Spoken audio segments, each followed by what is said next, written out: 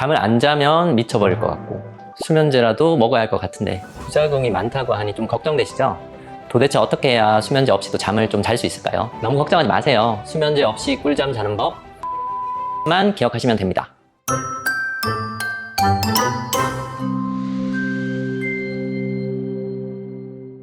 네, 안녕하세요. 가정의학과 전문의 김원가입니다. 오늘 다룰 주제는 현대인들이 참 많이 겪고 있는 질환 중 하나인데요. 바로 불면증이죠.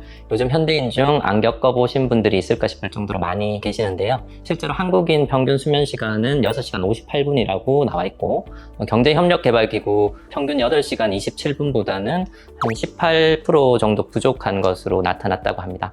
그래서인지 잠을 잘 못 잔다고 오시는 분들이 참 많이 계세요. 그래서 오늘은 이와 관련해서 여러분들이 가장 궁금해하실 질문 3가지에 대해 답변 드리려고 합니다. 바로 시작해 볼게요.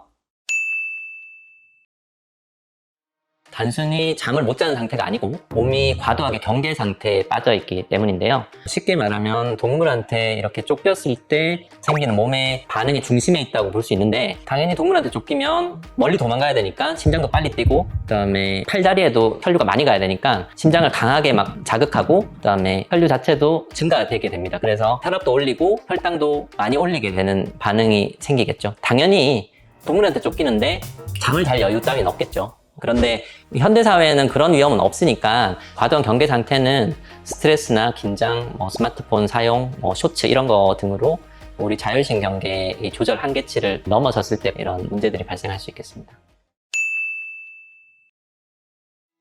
해결법으로는 부교감 신경이 기능을 못하는 것을 좀 치료해 주시면 많은 도움을 받으실 수 있을 겁니다. 자율신경계는 크게 교감신경계랑 부교감신경계로 나눠져 있는데, 교감신경은 어떤 외부적인 스트레스가 왔을 때 정상적인 우리 몸의 반응이라고 할 수 있거든요. 앞서 말씀드린 것처럼 심장을 강하게 막 자극하고 그 다음에 혈류 자체도 증가되게 됩니다. 그래서 교감신경이 항진됐을 때 불면증이 생기는 겁니다. 그런데 교감신경은 사실 큰 죄는 없죠. 스트레스나 긴장, 스마트폰 사용을 해서 저런 스트레스 상황이 닥쳤을 때 교감신경계가 당연히 그에 대한 반응을 보이겠죠. 근데 부교감신경이 적절한 브레이크를 못 걸어줬을 때 그런 한계치를 넘는 그 폭주 상태가 나타나게 됩니다. 그래서 원인을 치료한다면 부교감신경 기능이 약화된 거를 강화시키는 게 가장 핵심 치료가 되겠습니다.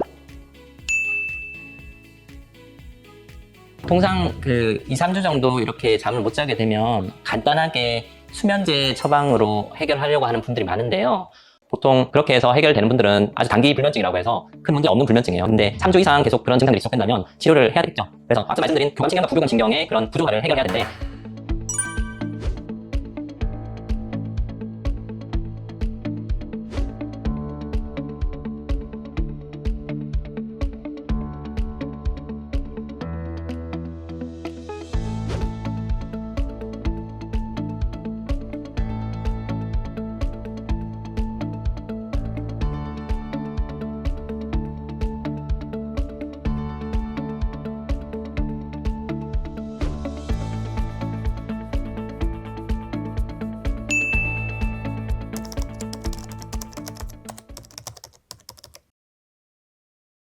네, 실제로 적정 수면 시간은 연령에 따라서 또 변화하고 동일한 기준으로 평가해서는 안 됩니다.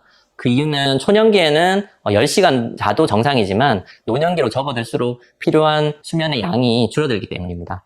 중요한 건 내가 자고 일어났을 때 회복된 느낌을 받았는지 여부겠습니다.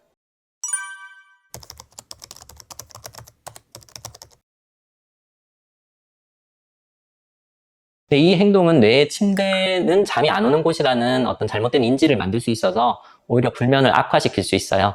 20분 이상 잠이 안 오면 침실에서 벗어나서 음악을 듣거나 책을 읽는다든가 어떤 조용한 활동을 하시는 것이 더 좋겠습니다. 먼저 말씀드리면 절대 안 되고요. 술은 오히려 수면 구조를 깨트려서 새벽에 더 자주 깨게 만들어서 수면 구조를 악화시킵니다. 그래서 술은 절대 드시면 안 되겠습니다.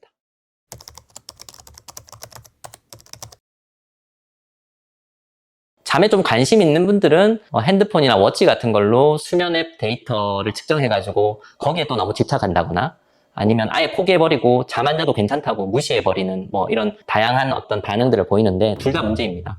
적어도 3주 이상 지속되는 불면은 초기 개입이 굉장히 필요하다고 볼 수 있겠습니다. 그 이유가 불면 자체로도 어떤 건강에 나쁜 영향을 끼칠 수 있지만 여러 가지 자율신경 증상을 일으키는 자율신경 실조증의 첫 증상으로도 볼 수 있기 때문에 반드시 평가를 하고 개입을 해야 된다고 봅니다. 네, 오늘은 불면증으로 고민하시는 분들이 가장 궁금해하시는 질문 3가지에 대해서 답변을 한번 드려보았는데요. 여러분들의 궁금증을 해결하는데 조금 도움이 되셨으면 좋겠습니다. 만약 추가로 궁금하신 내용이 있으면 댓글로 남겨주세요. 성심성의껏 답변 드리도록 하겠습니다. 오늘 영상 도움되셨다면 구독과 좋아요 부탁드리겠습니다. 여러분의 회복을 늘 응원합니다. 지금까지 비전 튼튼 연합의원 김원가였습니다. 감사합니다.